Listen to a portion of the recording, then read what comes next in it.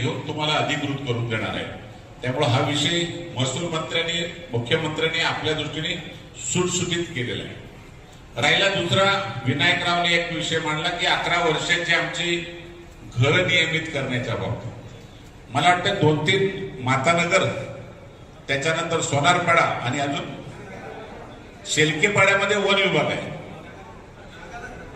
नागाचा खडक, या 3 ठिकाणी 11 वर्षाच्या काही नागरिक खूप मोठ्या प्रमाणात राहतात। त्यांनी सुद्धा त्याचे सगळे डॉक्युमेंट मला वाटतं शिवनच्याकडं ताबडतोब जमा करायचे।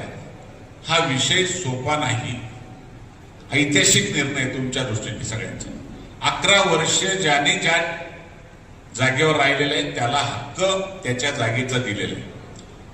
वन विभागाचा प्रस्ताव केंद्र सरकारकडे गेलेला आहे।